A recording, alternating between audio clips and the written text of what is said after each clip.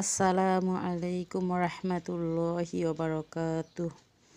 ফাতেমাতুল ইয়ার আরবি শিক্ষা চ্যানেল থেকে সবাইকে স্বাগতম। আমরা গত পর্বে পড়েছিলাম ওয়াজিব গুন্নার সূত্র এবং ওয়াজিব গুন্নার পড়াগুলো। আজকে আমরা পড়ব তাজদিদ এবং ওয়াজিব গুন্নার পড়া। তাহলে চলুন আমরা পড়া শুরু করি। পড়া শুরু করার আগে আপনাদের কাছে আমার বিনীত অনুরোধ, যারা এখনও আমার চ্যানেলটাকে সাবস্ক্রাইব করেননি আমার চ্যানেলটাকে সাবস্ক্রাইব করবেন, লাইক করবেন, কমেন্ট করবেন এবং শেয়ার করবেন। আপনারা যারা ভালো কাজে একটি লাইক, কমেন্ট, শেয়ার করবেন তারা এর ফজিলত আখিরাতেও পাবেন।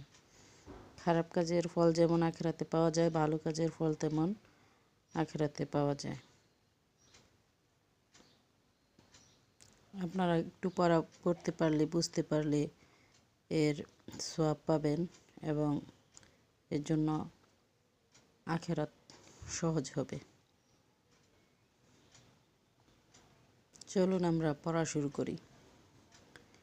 আউযু বিল্লাহি মিনাশ শাইতানির রাজিম। বিসমিল্লাহির রহমানির রহিম। রব্বি জিদনি ইলমা, রব্বি জিদনি ইলমা, রব্বি জিদনি ইলমা, রব্বি ইশরাহ লি সাদরি ওয়া ইয়াসসির লি আমরি ওয়াহলুল উকদাতাম মিন লিসানি ইয়াফকাহু কওলি। আমরা এখন পড়ব তাজদিদ ও ওয়াজিব গুন্নার মশক। জা জবর জা, কাফ ইয়া জের কি, জাকি, ইয়া জবর ইয়া, জাকিয়া, তা দুই পেশ তুন, জাকিয়াতুন। এখানে ইয়ার উপরে তাজদিদ আছে, তাই আমরা এখানে গুন্না করব না, গুন্না ছাড়া মিলিয়ে তারপর পড়ব।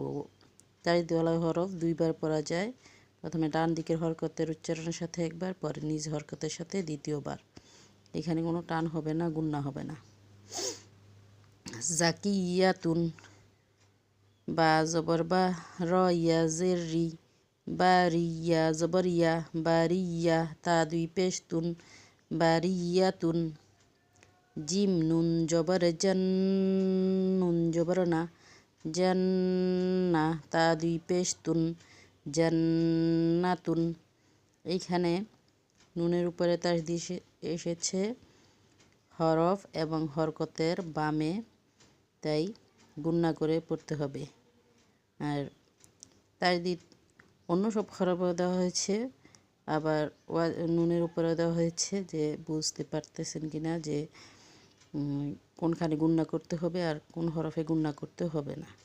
তাহলে আমরা মিমে নুনের উপরে, যদি নুনের উপরে তাজদিদ দেখি হরকতের বামে, তাহলে গুন্না করব। আর এর নাম হচ্ছে ওয়াজিব গুন্না। মিম জবর মা, হা বা জবর হাব, মাহাব্বা জবর বা, মাহাব্বা, তা দুই পেশ তুন, মাহাব্বাতুন।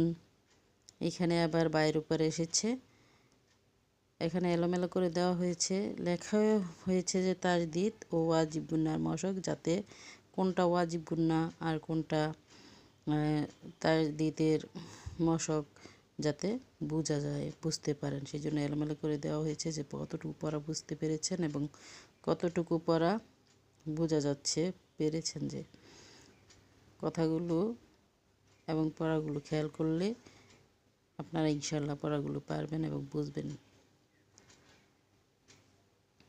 হামজা জবর আহ, তা মিম জের তিম, আতিম, মিম ওয়াও পেশ মু, আতিম মু। এখানে মিমের উপরে তাজদিদ এসেছে হরফ এবং হরকতের বামে। মিমের উপরে যদি তাজদিদ হয় তাহলে এটা হচ্ছে ওয়াজিব গুন্না। আর এখানে পেশের বাম পাশে জজমওয়ালা ওয়াও মদের হরফ, এক আলিফ টেনে পড়তে হবে। এখানে আলিফে জায়দায় ঠাল লেখা আসবে, কিন্তু পড়ায় আসবে না।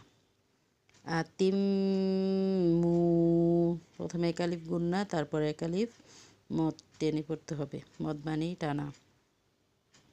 ওয়াও নুন জবর ওয়ান, নুন জবর না, ওয়ান না, হা আলিফ জবর হা, ওয়ান না হা, র জের রি, ওয়ান না হারি।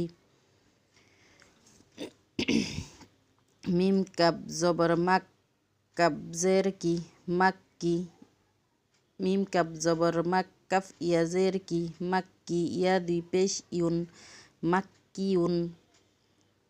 মিম হা জবর মাহ, দাল ইয়া জের দি, মাহদি, ইয়া দুই পেশ ইউন, মাহদিউন। দাল র পেশ দুর, র ইয়া জের রি, দুররি, ইয়া দুই পেশ ইউন, দুররিউন। তা জবর তা, মিম নুন জবর মান, তামান, নুন খারা জবর না, তামান্না। এখানে নুনের উপরে তাসদিদ ওয়াজিব গুণা হয়েছে হরফ হরকতের বামে, আবার নুনের উপরে মদের হরকত এসেছে, এক আলিফ টেনে পড়তে হবে, মদের হরকত এক আলিফ টেনে পড়তে হয়। আর এখানে ইয়ায় জায়দা, এই ইয়ায় জায়দা লেখা আসবে কিন্তু পড়ায় আসবে না, জায়দা হরফ হয়ে গেছে। আর পড়াগুলোকে এলোমেলো করে দেওয়ার কারণই হচ্ছে যে আপনারা বুঝতে পারেন কি না কোনটা ওয়াজিব গুণা আর কোনটা তাসদিদের মশক। তামান্না, মিম পেশ মু, আইন লাম জবর আল, মুআল্লাম জবর লা, মুআল্লা, মিম দুই পেশ মুন, মুআল্লামুন। জিম জবর জাহা, নুন জবর হান, জাহান, নুন জবর না, জাহান্না, মিম পেশ মু, জাহান্নামু। তাহলে আপনারা এইভাবে পড়বেন, পড়াগুলোকে বুঝে তাকে খেয়াল করে। আজ এই পর্যন্তই। আসসালামু আলাইকুম ওয়া রাহমাতুল্লাহি ওয়া বারাকাতুহু।